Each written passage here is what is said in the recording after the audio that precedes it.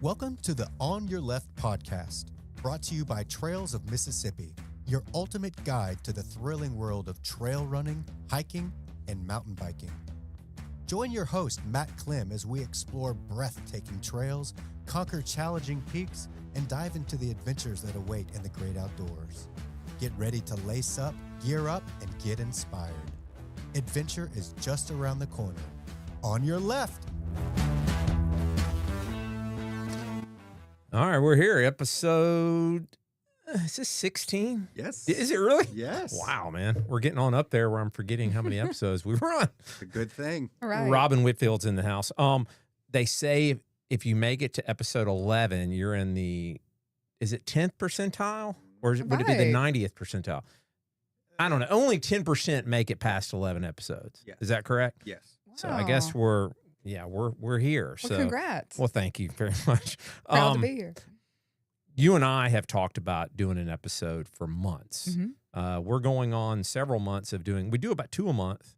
And Robin, who is the executive director at Friends of Chakchiuma, did I say that right? You said it right. All right. Friends of Chakchiuma, which is in Grenada. You and I have talked about doing an episode for a while, but we just haven't been able to line up because obviously you being in Grenada, and it felt like you really needed to be in studio. Yeah. You came in town doing some work for the art museum. Is that correct? Well, for the Arts Commission, they're doing a big a national folk life festival starting this November, and I'm also a visual artist, so I'm a part of that National Folk Life Festival. Okay, and so we did a press conference this morning. Great. Yeah. Okay, well, I'm glad you were able to come in town. Yeah. Before we get to all the good stuff that you guys have been doing, I wanted to kind of go over. Daniel, how you doing, my man? I'm doing well. Started running. Daniel said he started running, and I'll Marge. be damned if I was sitting there talking with Marge as we were running, and I was like, "Oh God damn it, we're gonna start doing the Cocodona in no time. We're right around the corner, Marge." Yeah, well, that would be. There is a guy though that is doing couched Cocodona. That's crazy. I follow him. I don't know if he's gonna make it, but I'm glad that you and your wife are doing that. Yeah, Seriously, yeah. I am. You guys have inspired me. Obviously, like, I mean, I can't not say that. Every time I'm running, I'm like, oh, Matt's going to be so proud of me. Matt's going to be so damn proud of me. Well, okay. So this weekend, I was over this weekend, Robin. I went with a group of friends. We all went over to the Talladega National Forest, the Pinhoti Trail. Okay. Are you familiar with that? No. I've always wanted to go to the Talladega. It's not the race. I know, the We National weren't Forest. NASCAR. No NASCAR. But the National Forest, they have so that Pinhoti Trail series, they have they had a race over there called the Rebecca Mountain 50 mile and 50K. And a bunch of us went over there for that. I don't know if you have any pictures or not. Did I sent you some pictures? Do you have any, Daniel? Yeah.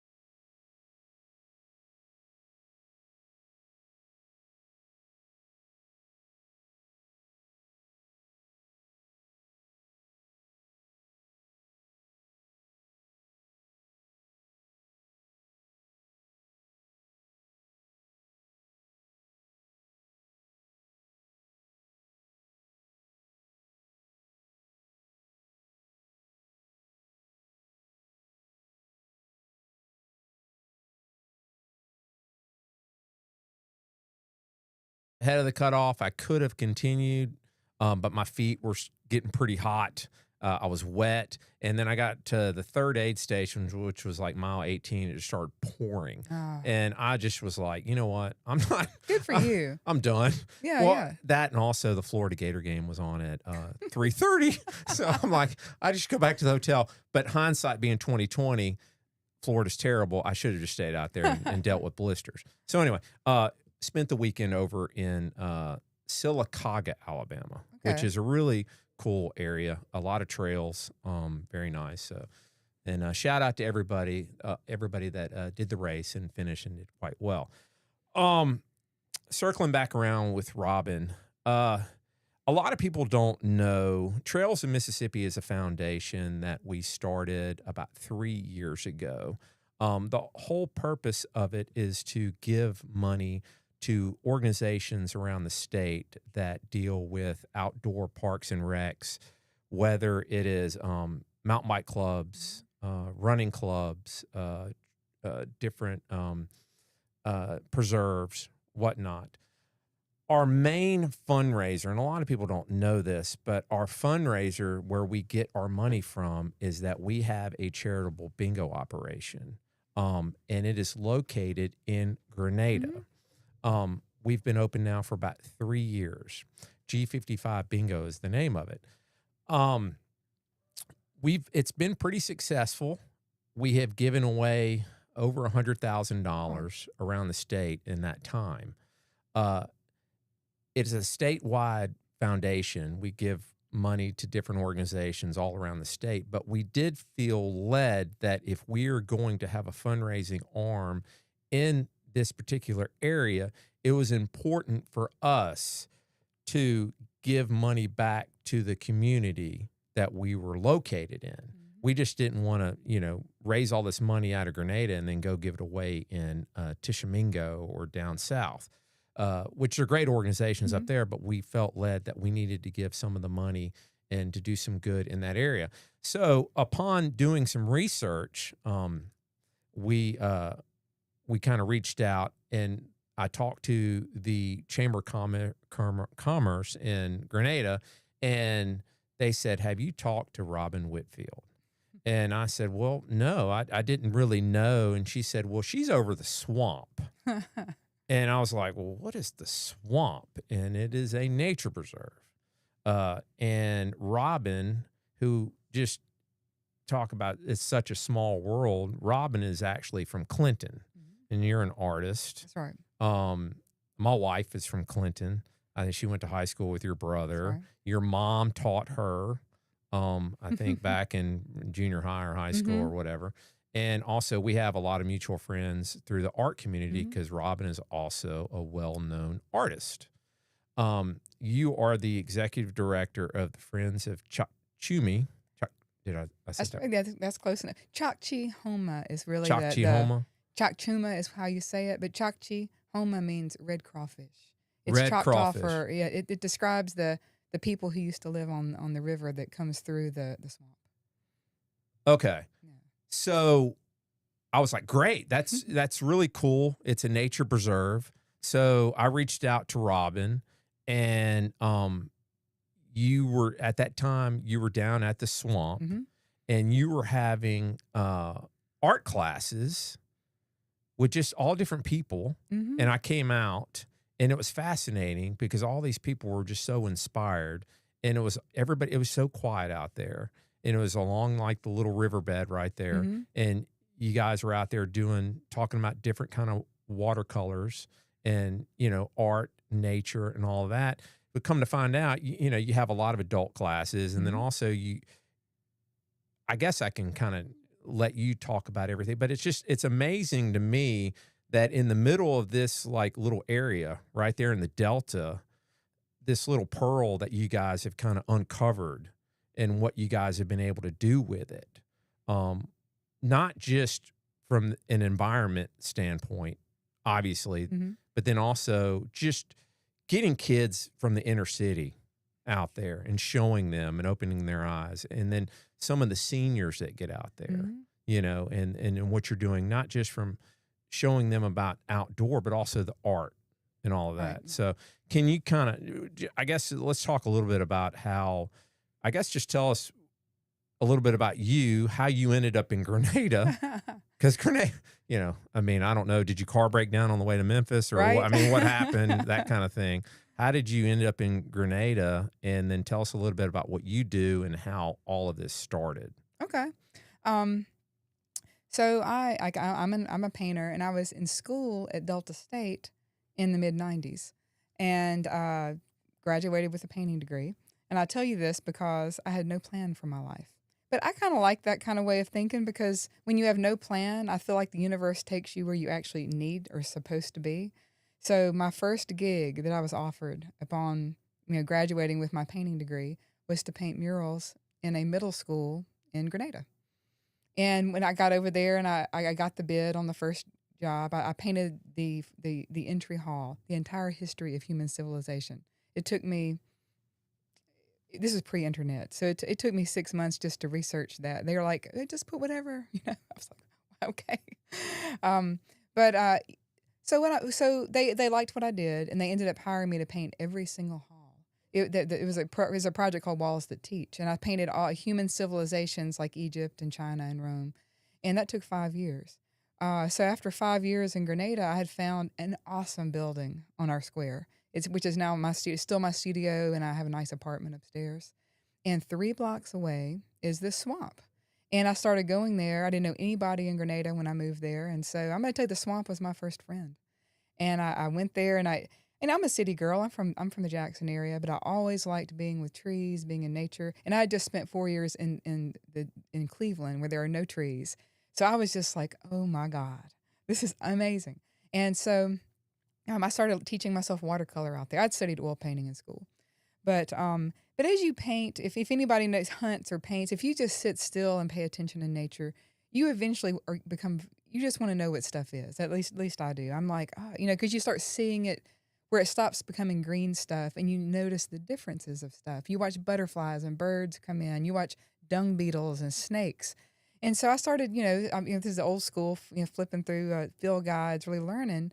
And anyway, it just became my place where I wanted to be every second when I wasn't doing something. When I wasn't painting that mural or doing things I was supposed to be doing, I spent time in the swamp. Well, I learned that the city owned the swamp. This is a 300-acre area. And for the listeners, I just want to describe, this is right across from our downtown. This is 3 blocks from our town square. There's the Yellowbusher River that used to be, a part of our commerce system. And Grenada is an older town from the 1830s. And so, but the boats used to go up and down. And so that's why the downtown was built right there. And Grenada Lake's another maybe 2 miles away. But this swamp's kind of between our downtown and the properties that are Grenada Lake. And so there's a large, it's not just this isolated 300 acres, plopped in the middle of a bunch of suburban development. Once you cross the bridge from our downtown, it's all the way to Greenwood, pretty undeveloped. You've got this giant green corridor that goes all the way to Grenada Lake, and even above Grenada Lake for all the green, the wildlands. So we're talking awesome birding, a lot of movement of deer, unfortunately, a lot of movement of animals. I've never seen anything cool like a black bear. I hope to one day. But anyway, so here, this is kind of how I just got involved with this piece of property and how I came to Grenada. I never envisioned doing what I'm doing now. But, I mean, first of all, because at the time I was wildly shy and I just wanted to be in the woods and everybody leave me alone kind of person. But the more I have explored public lands, especially in Mississippi, what I have discovered is no one else is there. And as much as I like that, it's become very disturbing to me because it'll be the most beautiful day, like with this past weekend. You can go out to the Grenada has a national wildlife refuge, a national forest, a wildlife management area, Grenada Lake, and Lee Tart Nature Preserve is the name of our preserve, the Chakchiuma Swamp is in. And I will see nobody. Maybe Grenada Lake. There's always people at Grenada Lake. And so I've started thinking, this is problematic. What's going to happen in the future when we maybe start questioning, do we need public land? Or, it disturbs me that younger people or people aren't out enjoying nature. Partly because I don't know if they know. I think a lot of people aren't aware that these lands are there. I grew up in Clinton, but the Natchez Trace wasn't open then, and I did not have access and so, to truly wild public lands. And so I was very, so when I came to Grenada and had all this access, I was just blown away. I was amazed. And so, those are, all these are kind of things filed away in my mind is, gosh, I wish I could find ways to get people outside. Well, I paint on location. That's really my reason for painting is so I can sit quietly in the forest and, watch all the things happen. And so I'm painting all the time. And I've always hoped that my paintings would inspire people to go outside, inspire people to be curious enough or be enchanted by, I didn't know that was pretty. I know those swamps were beautiful. I mean, Mississippi has a lot of wetlands. We we call them swamps. A lot, these old river meanders that are surrounded by cypress trees and such. And and okay, I lost my train of thought. No. I can go. I can go just. I think I'm telling you that because I'm just going to pick back up. Well, and just, the swamp, yeah, which is the Lee Tart that's right. Nature Preserve, That's right. wasn't always really a nature preserve. Oh no, no, They no, called it the Dump Lake. Really? They called this. So Daniel, Yeah. it's city-owned property, That's right? right. It's a city-owned City-owned property. Daniel, it was called the dump. Now, where people were, I guess, were actually taking stuff back there and dumping like old trash. Yeah, But yeah. the city, so a lot of cities when they do clean outs of drainages or pine straw or leaves, a lot of time, or when they come get, like if you call the city and say, hey, look, I've got some limbs that need to be picked up. What do you think they do with that stuff? What they were doing is they were taking it to the dump. That's right. They were dumping it out on this property. So what was going on? And they were also taking like old asphalt and stuff too, yeah, right? yeah. Just even when they broke, just anything, the old culverts. They were actually filling in the oxbow on the south end of it. I guess in a sense, in their mind, they're probably saying, okay, we're going to make this taller and so it won't flood as much or whatever. But yeah, they were taking all this, what I would just call garbage debris, mostly, when we can look back, it's like the 70s and 80s kind of garbage and old freezers and just anything and anything they picked up around town and they would dump it in. And the public, they just did it too. It was just open to the public to drive in and just dump stuff. So they thought they were doing not a bad thing. I mean, they guess. probably just weren't thinking about it. They did not think So about what it were being a bad thing. so overall, from I guess an environmental standpoint, other than just not looking good, Yeah. what was it doing to the ecosystem out there? These are things I'm still exploring the answers to that, partly because I'm learning myself how to even see an ecosystem as fully. But we're uncovering things as we get in there. We're trying to manage it now, and we're trying to restore it to having, we just want a vibrant, biodiverse place that really celebrates bottomland hardwood forest, which is really the type of habitat that is on this 300 acres. And we'll be working, we'll be cutting down trees and doing all this work, and all of a sudden, we'll find this huge mound of concrete that we had no idea. It seems so wild, and huge trees will be growing on it. I mean, we're talking this was, maybe done 30, 40 years ago. So, the forest has come, it's amazing how resilient nature is. I mean, the big story to me is nature is resilient. And if given a chance, it will recover. Now, I'm not saying it's recovering in the same way as if this hadn't happened to it, but I love people to come. We don't intend to clean up everything. When we have cleaned up massive amounts of garbage removed, like anything like couches or any tree, like things dumped by people over the years. People aren't doing that. Oh now. no, we have gate. Yeah, so it's gated off. Yeah. So Lee Tart, you had told me at one time who he was. He was former. He's a former. The most recently he was a special agent for the Narcotics Bureau of Mississippi. So how did he get a nature preserve? Well, I mean, to tell you that requires me also. I'm gonna backtrack just a little bit, okay? Because I can go on. So you may have to pull me back from stories. No, but so here I am I'm enjoying this swamp. Say 20 years ago, realizing nobody's using public lands, and I think that's kind of where I was going earlier, and so I finally thought, you know what? This is more urgent than just me painting and hoping people see it, because there's not that lot of venues anyway. I've got to do something. So I approached the city when finally this was hard for me too, because I'm saying this to the public. Even if you're terrified, do it anyway.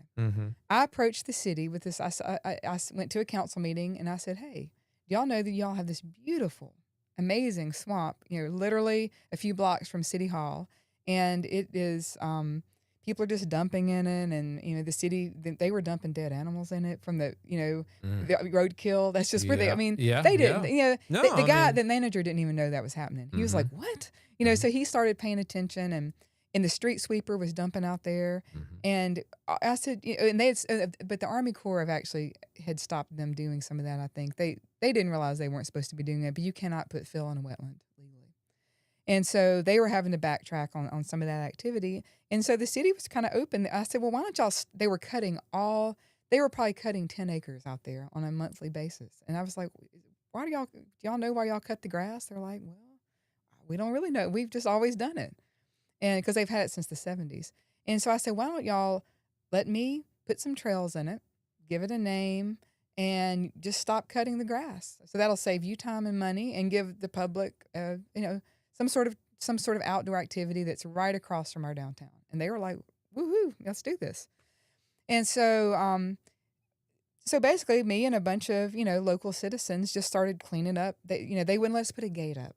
So it's constantly got, mud truck. People love to ride their mud trucks in there and ATVs and dump, but we still tried to work around all that. And we started inviting school groups to come out or different people. It has an awesome kayaking. These are oxbow lakes are out there, and you can really have these beautiful float experiences. So we were doing our best to try to get people out there. We got Entergy to give us money to build a little deck and platform to take people out on. And this was like 2009-ish. It's when this formally happened with the city. But and so we ended up naming it. We asked the community, what would y'all, we did a real competition. And school groups, all kind of people gave us names. And so the way we named it Chakchiuma Swamp. This is before Lee Tart Nature Preserve. That name, because the Historical Society, several people submitted that name. And so it was the most common name that was, submitted. And then we thought it was unique because it actually described the people who lived there before. And so we were like, okay, well, they're the winner. So so Chakchiuma Swamp became the name of the place. And we called it Chakchiuma Swamp Natural Area. So, so we go about doing our thing, getting people out there, doing some small events on a very, very small scale, just a group of citizens, no money or anything. So fast forward to 2016. I'm going out there one day I'm going to give you the super short version of the story. Okay. Yeah. But I'm going out there one day to paint for kind of an extent. I was going to go out there for a week and paint. And I was pulling up, I'm seeing all these ribbons all over this 300 acres, and they say timber harvest on them. And I'm like, what? So what was the city had decided to cut all timber on all their properties, not just this property, and they had just somehow not told me. So at that moment that's a definitive moment of my life, and I didn't even know it. At that moment, I thought I stopped. I put my paint stuff back in my truck, and I went to see what was all this about. I saw these ribbons, and when I found out that the city was doing this, citywide timber harvest, I just dropped everything. I said, this is a spiritual place for me. It's my teacher. It's my place I share with people. This is just a special place, and I just felt compelled to see what could be done to have this 300 acres not harvested as a part of the harvest, and to see it as an asset for what we had already developed. We had put some trails out there, and we were already using it as for outdoor recreation. And their thought was we could still use it for outdoor recreation with or without the trees. They weren't opposed to us continuing. They weren't going to develop it. I will say our city was very open to listening to me. I went to every council meeting after that for like a year, doing my best, showing them pictures. I worked very hard. But, long story short, what ended up happening was the city really needed the money. Okay? It came down to they needed the money from this timber harvest. It wasn't just a let's harvest, and they had to have the money. And I knew they needed the money. And so we had been inspired. My group we had let Forestry Commission folks come in, Nature Conservancy. A lot of people had been talking to us. And what we realized, and we just kind of had this creative idea. People started putting price tags on the trees for us, going, man, there's not even that much money out here. They were like, man, this is a $40 tree and a $50 tree. They're pointing at these big, beautiful oak trees, and I'm thinking, what? I thought with these, to me, a tree, I can't even put a value on a tree, but when I realized the price tag on an average tree out there was less than $100, we had the idea to adopt the trees out to people. So the city said yay.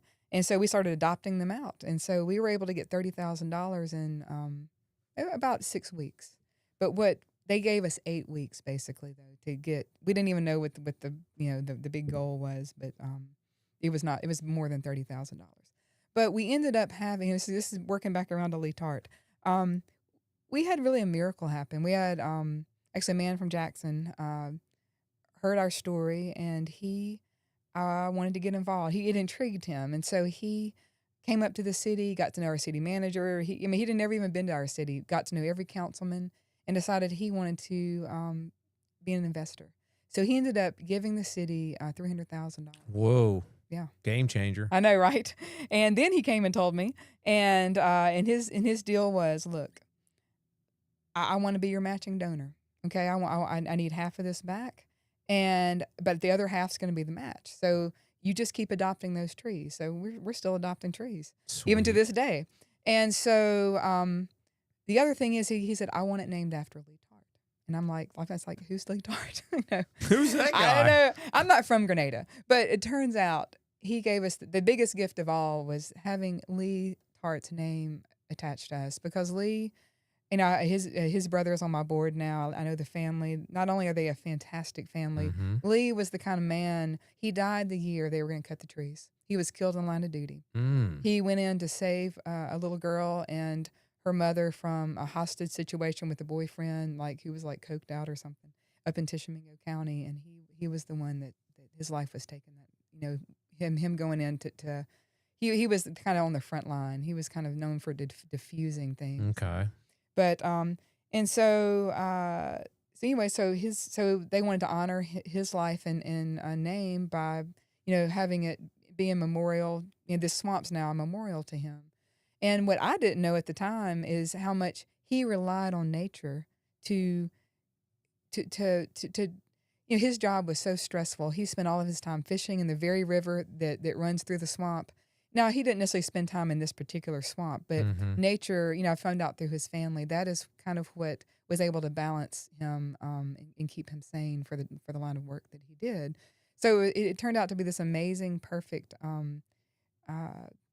connection between his name and our mission, which is trying to get people connected to nature. That is actually our mission, connecting people to nature. That is a cool story, isn't it, Daniel? Absolutely. I mean, that really is. That guy got chill bumps. I mean, look, y'all, it is a crazy story. No, but seriously, I mean, wow. I mean, it's hard not to even. Yeah, I mean, so. Yeah. So when something like that happens, I didn't have any. I thought this is definitely. I mean, God is telling me I was meant to be here. I just felt led to do what I did. I mean, I basically completely went from being a full-time artist. I'm still a professional artist. Yeah. And I consider myself a full-time artist, but I'm also a full-time executive director. And I started a nonprofit because basically what we got out of it, we wanted some assurance. So we wanted some assurances that the city wasn't going to cut the trees again. Yeah. We wanted that forest intact. So we got a 60-year lease. That was the trade. Nice. So somebody had to deal with. I tried to get other people to do it, but Wildlife Mississippi really tried to help. I will say they were awesome. But in the end, the city just wouldn't work with anyone but me. Really? So in the end, I was like, well, I guess we're gonna make a nonprofit. Well, your name has come up a few times with like people that you like, bingo players, people, just rural people, and they're like, oh, she's so great. That's cool. People who so you're well respected in that area. That's for awesome. what you're doing. I mean, taking the time. So you guys, you've saved the trees. That's right. You have this. You've cleaned it up. That's right. You're developing it with trail systems That's where right. people can go out and explore. Mhm. You have right now on the property, you have what, 2.5 miles roughly of trail? Well, we have about 5 miles really, but we've just completed a really nice 2.5 mile trail. Okay. Like more fitness style. Our other trails are a little more rustic, a little more for meandering, and they're the old roads that were already on old Gotcha. logging roads and old roads created by the city. And that goes across the street, though. That's right? across. That's on our new trail is on. So let me describe to the listeners. Our main street runs through the center of the property. So we have an east side and a west side on with Main Street in the middle. So our east side. That's the side we worked on the most from 2009. We built the little deck on, and that we launch our kayaks from. And most people know us as only that side. We have a big sign out there that says Lee Tart Nature Preserve. Yes. And we've got on that side we have about 2 miles of trails too. And part of them loop around by the river, and you meander around through the old meadow that's now kind of growing up. And that side, we have hired a landscape architect, Robert Poor, here from the Flora area. And he and his company called Native Habitat is designing our master plan. And that's going to be our area. That's our events. It's already our event space. It's where we do summer camp or our spring wings, our big Halloween enchanted forest. We do a lot right there. So we're currently trying to get a pavilion built and make that pavilion a hub for multiple trails coming and looping through that pavilion. So in a sense, it's where we're working the last. So we went across the street on our west side, and it took 3 years to build. When you don't have any money, you use volunteers. But we've also learned we prefer it that way, because when you use volunteers, they get to know the place. They build a relationship. Our whole thing is we want people to have a relationship with nature. And so when you start building trails and you spend time out there, you want to take care of the trail and you want to come back out. And so we built this 2.5 mile trail largely with volunteer labor. We did wise up and realize we had to get a contractor, and we have an awesome contractor. But he came in after we got a recreational trail program grant back. That's how we kicked it off in 2020. It was our COVID project. Okay. And and I loved it because me and the landscape architect, we had a lot of time on our hands. And so we spent that year we went over and over, this 2.5 miles, putting flag, ooh, what if we went past this tree? Oh no, this is even a cooler tree. We really spent a lot of time trying to give the person on the trail, this amazing journey through a bottomland hardwood forest. One that it's a wide trail. We built a 6-foot corridor because we wanted a trail that everyone felt comfortable on. We call it our intermediate trail because it's across the street. Our trails are actually old roads, so they're super wide. So this is a 6-foot wide trail that we have graveled, 5 feet wide, and I'm going to call it a fitness style trail. We designed it for runners and walkers and strollers and people that, maybe people to walk. You could walk 2 abreast or, maybe even 3, easily. And we wanted people to be able to see where they were swamps have a bad rap, Matt. I've spent so much time in this particular, every swamp is different. I spent a lot of time in different swamps, but I never see snakes. I know that's what the listeners are thinking. I'm not going out there about that. Maybe twice a year, and they're never venomous. I'm not saying there aren't venomous snakes, but we wanted to build a trail that we used our native gravel, but it's a crushed gravel. So it's like what they put in asphalt. It was a very specialty product that our landscape architect recommended. So it's kind of a packed trail, but we didn't go for the gray rocks. We didn't want to put limestone and change the pH of our soil. Yeah. We wanted it crushed and packed. And so we've got this kind of unique, we used red clay and this crushed. Well, you guys have done way more than most trails do. Most of them just hit it with the weed eater, and that's about it. Well, that's kind of what our other side is right now. That we're working. Okay. I want people to feel comfortable. Yeah. And I know you kind of have to bend over backwards when you're the swamp, because the swamp already is as beautiful and amazing as it is. You have to get someone to convince them that it's somewhere they want to be. So I wanted their first experience on a trail in a swamp to be phenomenal. Yeah. We have benches along the way. It's it's an interesting journey because you start on the river and you walk along the river, and the river is what forms, swamps. These are the old river meanders called oxbows that have been cut off over time. And so you can start along the river on the natural levee, and then you drop off into what was during the mid 20th century a cotton farm. And so the city used it also these fields from the 70s to the 90s. They were using it also as a work yard. So it's super compacted. And it's now, maybe 20 years maybe not being used. It's come back in as a meadow. So we are managing it to keep that as open meadow, because that open habitat is something that's really beneficial to wildlife, to have these grasslands. So you move through this, these old recovering cotton field, and then you move into the younger forest because the city cut some of the trees out there in the 90s. So you've got this really beautiful recovering forest that's about 40 years old, and then as you get towards the end of the trail, you're hitting a mature forest that probably hasn't been cut since maybe the 30s or 40s. And so you get this full experience of what a swamp looks like in all stages of its succession. And so we're still working. We work grant by grant. We are truly trying to build our operating. We're a nonprofit that started with a big deficit, and also with just big dreams and wanting to get people. You don't have to have money to do stuff. We spend most of our time getting volunteers out. We learned that you can put signs up all day. You can say we have a trail. You can have a name. You can have signs all day. But if someone doesn't feel, if they think they're scared of a swamp, they do not come. But like I know that too from going to the National Wildlife Refuge. Never has people come outside of hunting season. I mean, I'm sure they do, but I never see them. I never see another. I know this. That was back from my spending a lot of time in nature. So I knew I needed to do something else. So this is where I have leaned on my art background. I know a lot of artists. I know a lot of creative people. And I believe the arts are the way to get people outside. So you're also offering, outside of obviously setting up the trail system where people can come explore, you guys also do a lot of camps. You do a lot of workshops. That's right. Right?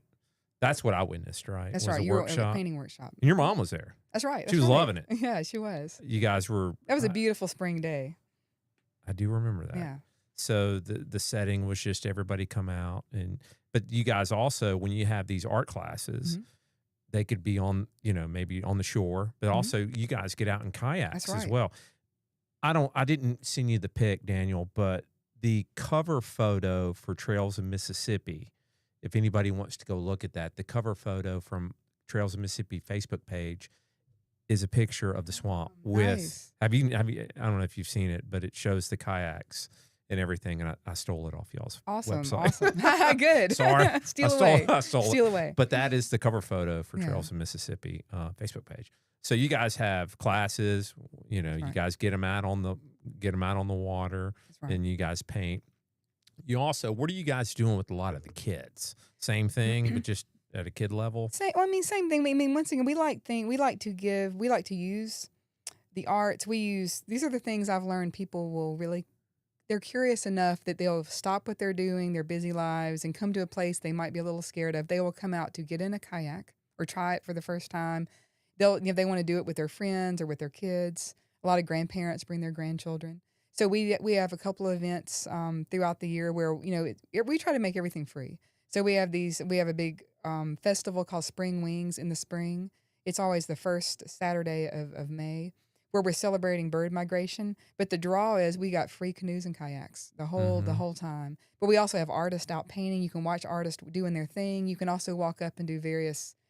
We have all kind of like this. We might have a needle felting, or we think this year we made big flower crowns, or trying to think of.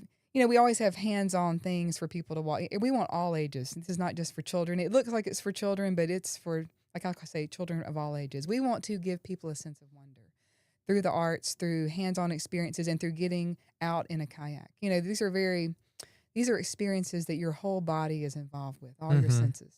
And so, of course, that's our big one. But we love people to call us and arrange a field trip. We have tons of schools come up and arrange to do. Sometimes if we have a big group, we'll split them in half. We'll take one group out kayaking while the other group maybe goes on a hike, and we collect. And I love wild pigments. I like to invite people to explore a forest slowly. To slow people down, we'll sometimes do a scavenger hunt looking for pigments in nature, whether it's in mushrooms or berries or leaves or flowers. And we make a little journal as we walk along. That's a very common pairing that we do. Then we switch, and the groups switch. And we can do that with any age. And so we do our own summer camps too, where we do one for teens and one for 9 to 12-year-olds. This is in June, and they are very fun. I mean, we want kids to kind of rewilded. That's kind of a term that's being thrown out there right now. But a lot of kids, we're not that wild anymore. There's a lot of kids spend time indoors, and they're even scared of outdoors. Social skills for young kids now is scary. Yeah. Because they don't communicate without electronics. That's right. So and honestly, that was part of one of my goals for starting all of this was just, how can we get people outside to, we talked before the show, I'm addicted to TikTok. How can we get people outside? That's right. And to slow down and smell the grass. That's right. And really feel feel what it's like. Because there's kind of a fear hump you got to get over. Mhm. And so we try to offer classes, and we do classes not art related too. I mean, we'll do classes on. We've done things like making cordage out of wild fiber. Because I guess that is kind of art related. Mhm. But we do birding events. In fact, we have a great partnership with a group called Field Inclusive, where this coming year we're going to be doing some beginning birding birder series. Mhm. And we're also working with our a sister organization called Holly Wild. A buddy of mine has a nonprofit that's trying to also get people outside connected to nature. Mhm. And so we're gonna work with Murray Burgess, who is a she has the Field Inclusive, where they are trying to help people who are minorities feel safe and know how to be safe, and help others be safe in the wild. Particularly if you're in that field of, like, if you're a woman and you're working out in the field. Sometimes you get harassed. It's just Mhm. but they do a lot of beginning birding classes. That birding is kind of something that they're passionate about, particularly Murray. So she's going to come and do some beginning birder classes for all ages with some really cool binoculars they're going to have.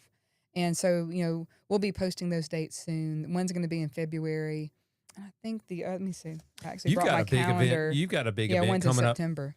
Well, you do have a big event coming up in October, right? The Halloween. Well, I will talk about. So we would normally have it coming up in on the first weekend of November, Mhm. but we have decided it's such a big event. We have decided when we're the year that we're doing that event, that's about all we can do. So we've decided to make it biennial. So it's not going to be until 2026. Oh, okay. We're not going to do one. This is the first year we're skipping, the event, Mhm. but we're actually trying to build a pavilion right now and trying to, really get ourselves doing some management. And so our off years are going to be about working on our infrastructure and our management and restoration of the habitat. And then it's going to be our even years are going to be about the arts. And because it's not just a one-off event, this is a one-day event, but we involve the public and volunteers. We did one last year. We did 15 workshops where we invited the public when we took it around to different communities. And we invited the public to make fish lanterns out of paper and reeds. These kind of, anything from like 1 foot. Some people made them as big as 3, these giant lanterns. And so we had about 80 lanterns, and we hung them. We made art installations on the trail. Let me describe the Enchanted Forest to the listeners. We don't want to scare people in the swamp. Swamps already seem to be scary. We want to enchant them. So Mhm. we spend a lot of time, and we get a lot, money through the Arts Commission and other sponsors to pay artists to go out and make installations in our forest on about a 1/4-mile trail. And so it takes us months to pull this together, and we love involving community. We love involving school groups, and so we Mhm. have other people make all these, from like these 7 or 8 inch trolls with Sam Clark, to maybe fairy houses. The 7th and 8th graders made a bunch of fairy houses for us one year. And so we create these little scenarios all over our trails, get a lot of lights out there, and we invite the public to come Mhm. on this one day. But it takes us months and months and months. So of doing work. it, yeah. Right. I But our see. whole goal is to enchant people enough through these creative, imaginative moments and have them realize, I'm out here in a swamp at night and this is amazing. Mhm. How much, let's see this again during the daylight hours. So I think it's been working. We've had a lot, we've done 4 now, 4 Mhm. Enchanted Forest. And one thing we started it during, 2020 when we had time to really, Mhm. be creative. And it's been pretty amazing what has happened, just the relationship with the artists that we've built and with the community through doing these workshops. So this coming year, we'll be doing another series of workshops to create some other thing, and we're still working on our theme for next year. Okay. So people will get a chance, and also people want to come see their art in collection, in community. So you're making an individual piece that goes with everybody else's pieces for one big unified art piece. Mhm. And to me, everything connected is sort of our little motto for Lee Tart Nature Preserve. And we are constantly trying to drive home that everything is connected. You're connected. When you make something, you then get connected to other people making it. Then you bring it out to the forest. You're connected to the forest. Mhm. All these connections and these little, I think of it like weaving a web or weaving a basket. We're all weaving this community container. And the community is not just human. It's non-human and human together. I mean, we're nature too. But it's not So- just the Leetart as well, because you had mentioned the Friends of Chakchiuma. Mm-hmm. You guys are bigger than just that. You guys are looking at possibly expanding it, correct? That's right. We see though, it's hard for a lot of people. They so associate us with Leetart Nature Preserve that they don't, sometimes we even forget ourselves that we are a separate organization. Our nonprofit, Friends of Chakchiuma Swamp, our mission is to connect people to nature with creativity, curiosity, and community.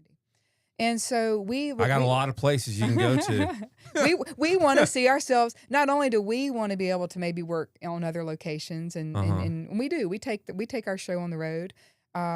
We would like to inspire maybe in the future other communities to also have a citizens group that finds city and county properties that are just being trashed. There's a lot Cities of them. and counties have a lot of wetlands because you can't do a lot with wetlands, and they're kind of needed to hold floodwaters, especially in the Delta near Greenwood and Indianola. They're filled with wetlands, and so our big future plan is to maybe inspire other citizen groups to maybe even have a chapter of us. I mean, we don't know. I mean, we're so not there yet. Sure. But like we wanted to be able to position ourselves. But they don't have to be a chapter of us. We just want to inspire people to look around their own communities, see what 10-acre, 20-acre, 50-acre, it didn't have to be 300 acres. What do you have right in your little town that needs someone to pick up trash, someone to see what lives there, and to help restore it and invite people to come? That's all, and maybe have we like the idea of using, nature activities and art activities to draw people in. Now, if anybody's interested, we did attach a link to the Friends of Chakchiuma. Yeah, it's in the description. It's in the description, so please go check it out. It's a fabulous website. Did you design that? Mm-hmm. Oh, very nice. Volunteers always needed. If you want to get involved, there's definitely links on there to where you can get involved. And obviously funding, anybody wants to be led. I don't know. You don't have to be as led as the one gentleman. Oh, you can. We you would love can that. We're looking. Look, our pavilion needs a name on it. If you, so there's a lot of work to be done at the swamp in Grenada. The trails, fantastic job. Yes. Fantastic. Thank you. You and I kind of had talked. You were telling me you guys, your board had kind of talked about the idea of doing a trail run or some sort of event. Trail runs are great because they're cheap. That's good to know. Well, you're not dealing with chip timing. Okay. A lot of like these 5Ks that you see around the state, there's a lot of cost involved because you have to deal with security, making sure the roads are blocked off. So you have you have to deal with that conage, chip timing. There's a lot involved. Trail runs, a lot of them are very dirtbag. Hey, show up. We might give you a beer, maybe not after the race, and a T-shirt, and they're good fundraisers. I would encourage that, and you and I can talk more. Definitely. I do know a few people. I think the idea of running a trail race up there would be fantastic. I know there's a lot of people that are trail running, and hiking has really exploded. That's awesome. It's wild. Speaking of which, on the 28th of this month, Daniel, John Brower is coming in studio. He's coming in town from Chattanooga. John Brower, he's an old school trail runner, going back over 20 years. He's one of the guys that inspired a lot of people to start getting out on trails. Mississippi Ultra Trail Society that we started about 10 years ago, he was one of the people that actually he's the one who came up with the name MUTS, which is Mississippi Ultra Trail Society. He's coming in studio. So, but when he was running ultras and trails 15, 20 years ago when I first met him, he was like an oddball. But now there's so many people that are getting outside and running on trails. So there's definitely a market for it. There's a lot of people that would like, I went to this race in, out in the middle of nowhere. You can't, there's no easy way to get to Sylacauga. And they had, over 300 people running this race. Yeah, it was great. So I think that would be great if you guys would be We think it would be a great some... way to introduce Leetart Nature Preserve to a whole new group of people. Trail runners. Well, there's running groups in Grenada. I know we're kind of speaking on air, but I would think hopefully maybe there's some runners in the area. Who knows? Maybe somebody might be listening, somebody in the area that would be interested in reaching out and maybe looking at getting that going. I'd be That'd be happy great. to. Trails in Mississippi would like to be a sponsor. No Awesome. doubt for sure. We would like to get you started with that, and we would be happy to help in any way we can. Yeah, because that's a whole culture that I want to get to know the trail running culture. It's cool. You know, Mhm. it's cool. It's so it's a lot of folks, and you definitely have a great area in what you're doing, incorporating the arts and just getting people out, kids, inner city kids, Mhm. people from all different cultures, Yes. because it's a melting pot in that area Mhm. of different cultures. Is there anything else that you guys are working on? Anything that you want to mention as we kind of come down the home stretch here? I think. I mean, we've kind of hit on most everything, honestly, but I just would love to invite people to make the trip up. I mean, to Grenada. Grenada is so conveniently located. We're on I-55. You know, we are an hour and a half People from usually Jackson. stop and get gas on the way to Ole Miss games. Yeah, it's So a great you stopover. could But we're just right keep a couple going. of miles. I mean, we are. If you need to stretch your legs, I mean, Uh-huh. we are. It's just right. It's right in our downtown, which is a beautiful little historic downtown square. This is right over the river. If you're, it's not. It's about an hour from Oxford, about an Mhm. hour and 15 minutes from Starkville. Look, we have student groups come from both. From all. We are within an hour of Ford University, or a little over an hour from. Grenada got- Lake's Yeah. pretty popular. Very popular. And a lot of people who go to Grenada Lake don't even know that Leetart Nature Preserve is a thing, and so they end up staying in an Airbnb, or someone tells them. We get a lot of people coming from out of state they're staying in a camper at Grenada Lake or somewhere, and someone says, "Oh, you need to go," because they have a kayak, Mhm. and it's just not that fun to really paddle in Grenada Lake, because you're talking about major open water, a lot of wind, and a lot of sun. I did not So- know that Grenada Lake was not built for the purpose of recreation. Yeah, it was definitely built to hold water off the delta. So flood control Definitely fun control. by the Yes. Corps of Engineers. Yes, that's right. So essentially, there's no real economic development around it. So, okay. So explain to me the Mhm. Ross Barnett Reservoir. Mhm. What's the difference between the Ross Barnett and Grenada Lake? Do you know? I'm going to tell you what I think, but I may not be. I can tell you I think the Ross Barnett Reservoir that's on the Pearl River, Correct. and I believe it may have been built largely for recreation. And I think didn't the drinking water from Jackson come maybe from the reservoir? Did Daniel chime in? Do you know? Yeah. Yeah. Okay. So it was built for multi-purposes. I mean, I know With flood control. some flood control. But because I remember when I was a little girl, I remember the Pearl River flooding a lot, Mhm. and they built it about the time, I was, when I was very young. But Grenada Lake was built after the big 1920 floods. The Army Corps of Engineers was like, whoa, this is about to be a huge, the delta is where we grow so much stuff. They wanted to be able to open up the delta for farming, and they're like, we can't, with the major flooding that happens and it's unpredictable. The Army Corps of Engineers from the late 1920s started making a plan. So they came and surveyed, right on the edge of the, right on the other side of the Lurse Bluffs. They decided, what if we put these big lakes that could hold for all the major, rivers that are flowing into the delta? Let's try to put a big, lake on there to hold the water, so we can control the water, Yeah. basically. And so the Grenada Lake was finished in 1952, and I think it was the last lake finished, but I could be wrong about that. Well, part. along with like Sardis Lake. Right, And- Sardis, Arcabutla, and Enid. Now, Grenada is considered the Delta, correct? Is it? Well, it's so interesting. I It's think hill country. we Those kinda- are fighting now, words look, there. Grenada is. those Look, I was about to say. Some people in Grenada, no, we ain't in the Delta. Now the Delta folks would definitely say we are not Delta. Uh-huh. But I'm going to tell you, But it is. we're not really hills either. And so It's right at the beginning. We are. We call ourselves the gateway to the Delta. Okay. But then. we're not Delta, and we're not hills. We're it makes us hard to find an identity, I think, because we're 28 miles from Greenwood, which is Mhm. very Delta. Mhm. And a lot of people in Greenwood work in Grenada, and a lot of Grenada people work in Mhm. Greenwood. I mean, we have so much exchange with Greenwood, Mhm. so we're very Delta in that way. A lot of Mhm. our, we have a lot of the same. I would just say, traditions and culture, but we are definitely not Delta. But we're considered a part of the hill. I mean, we're put into the Hills National Heritage Area. We're putting every time you talk about when the state's divided up, Grenada's put into the hills. Though we have a third of our county is actually in the Delta. We have a long, skinny county, and so a third of it's like over here in the Delta. A third's kind of got the Lurse Bluffs, like it runs through Vicksburg all the way to Memphis. The hills, these hills, and then we've kind of got these kind of rolling the North Central Plateau that's going out east.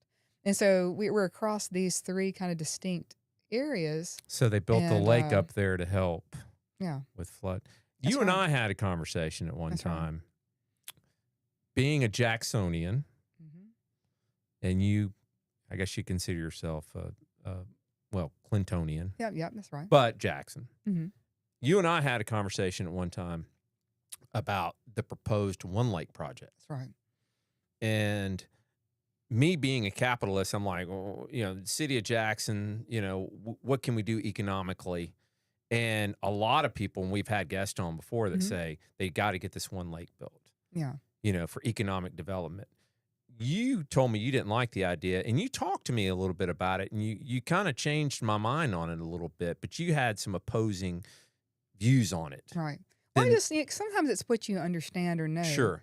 So, I mean, I'll give, I agree that we need something to draw people to Jackson. I mean, we need a lot of things in Jackson, a lot of infrastructure issues. But the Pearl River is we have flooding issues in Jackson already. And I'm not a believer in thinking that another lake is going to fix flooding. I think it's going to make it worse. And so that is a belief that I have, just watching how when we try to control rivers, what happens. But I'm a believer that wetlands and swamps are some of the most unique habitat, and I fully believe they are a major draw. I mean, I'm trying to prove that with what I'm doing. And what's going to be lost if this One Lake project is built are all the swamps around. We have the Pearl River has some amazing bottomland hardwood swampy areas that are filled with recreational activities, anything from Crystal Lake to all the trails behind the Science Museum. All of these will be lost to this One Lake project. This will all go underwater, and you're going to lose habitat. And then what's most unique about Mississippi will just become a lake like any other place in the world.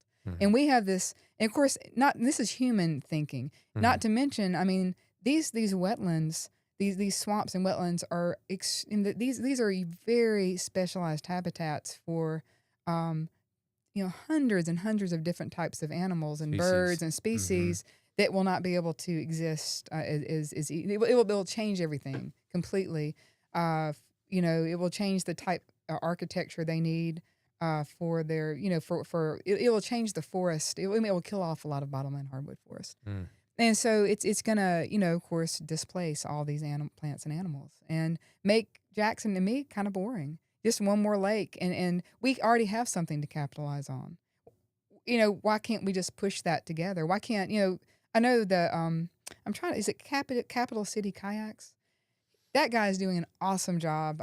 I have heard his name's, I forget his name. He's on the list. I've been out paddling with him. He takes people out to Crystal Lake. Yeah. He'll take you anywhere, but there's a ton of, he's just proving. He's just this one guy who I think, I don't know if he believes like me. I'm assuming he probably does, but he knows how amazing these swamps are, and he knows he can get people to go there. And so he's offering this amazing kayaking service, and he takes people on these cool, big green buses. And you have these, transformative experiences out there. It sounds like a Friends of Chakchiuma Jackson satellite. Totally. Totally. I know. Well, look, Robin, I can't thank you enough for coming by. This has been very informative to me. I wanted to, a lot of our listeners, you were asking me, before when we were talking in the green room, you had mentioned, well, a lot of your listeners are, runners. Not necessarily. So we deal with different disciplines, running, mountain biking, hiking. And so I'm trying to open everyone's eyes to different things around. And having this conversation with you kind of makes everybody slow down a little bit, because if it wasn't for people like yourself, we wouldn't have these outdoor areas to admire or to possibly take advantage of. So I can't thank you enough. I can encourage people enough either to go to their website and, feel led, do what you can, get involved, spread the word, all of that. So Thanks, Matt. And I mean, seriously, and honestly, I mean, we knew we wanted to give money to the local area, to Grenada, but it was difficult at first because, like, I still can't get in touch with their cross country coach. I'm kidding. I'm poking fun, but just it's, giving money out is not as easy as you think. Like, to find good organizations that you can give money to, you think it's easy, but it's not. So when I got introduced to you, I was like, man, this is a home run. Like, I wish there was more of these around. So again, I can't, Maybe this compliment. Conversation might inspire some, I hope some it folks does. to, And we didn't even talk about your art. Your art's killer. Well, So thank you do mostly watercolor, right? That's right. Well, mostly watercolor, and I play around with also pigments that I Okay. find in the wild. So Wyatt Waters, he's from Clinton, right? Yeah.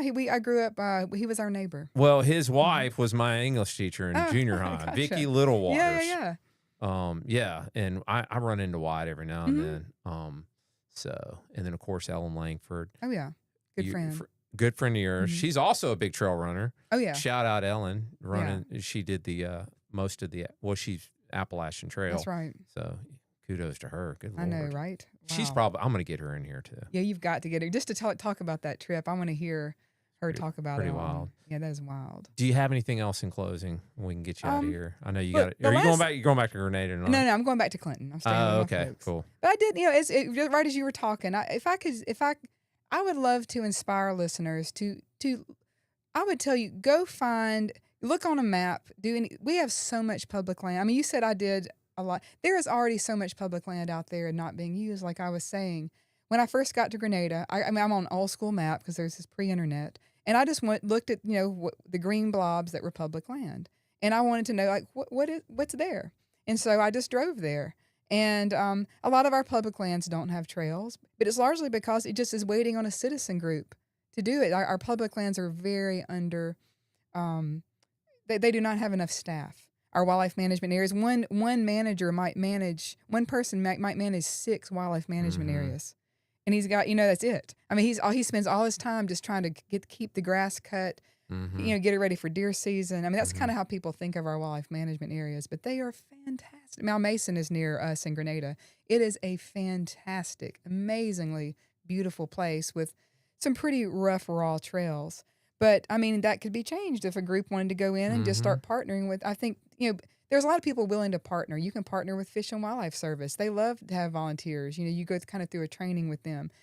All of our public lands, we love regular people coming out, helping them restore and create opportunities for people in recreation. And so I just want to inspire listeners to, if you've been wanting to go to that wildlife management area, you see the sign on the highway, please pull off and go see what's there. Go check out your national wildlife. Some states don't even have any public land. I'm actually in the forestry program at Holmes Community College. I'm almost finished with my forestry technology degree. Good for and you. I know, right? I'm in the intro class right now, finishing isn't that it. cool? Yeah, but I started looking. They gave us a chart on like public lands in different states, and there are some states with no public land. Really? I mean, that's just unconceivable to me. And That'd be we've like got Montana, probably. I bet Montana did it. there's some out west. I want to say it was. That's wasn't all Nevada. bought up. I mean, ranchers. BLM is a lot. Bureau of Land Management does have a lot, but there are some states that do not have any. Where there are some states that have almost all public land, but it's Mississippi. We're kind of balanced. We actually don't. We have more private land than public land, but we have a ton of both state and federal and city and county owned properties. And so these belong to all of us, us Americans. So I think we should go out and see, just be witness to their beauty, but then ask ourselves, what can I do to bring people here, to get it cleaner, to get it, there's invasive species issues everywhere. There's all kind of issues, but mostly there's just amazingness. There's a way to go get rid of all that stress you've got, and of course, I'm not a trail runner yet. I do run occasionally on our trails, but there's just so many opportunities to create access and to find, to remind yourself how wild and beautiful our state is. Well, I think the slogan for today could be slow down and smell the roses. I love it. So yeah, for sure. Robin, again, thank you. I'm going to get you out of here. Guys, again, like and share this episode. I know Robin shared it, so it's probably going to get a ton of views. Thank y'all for tuning in. Please like and share this episode. Spread the word. And I'm going to take a couple weeks off. We'll be back on the 28th. John Brower will be in the house, ladies and gentlemen. Be a good time. A lot of good stories there. So, Robin, again, thank you so much. God bless you, and God bless everything that you guys are doing. Thanks, Matt. I can't wait to get more involved with you guys in the future. Man, me too. Yeah, And awesome. I love what y'all are doing here too. This is awesome. Thank you for so having me. Awesome, thanks. Y'all have a good day.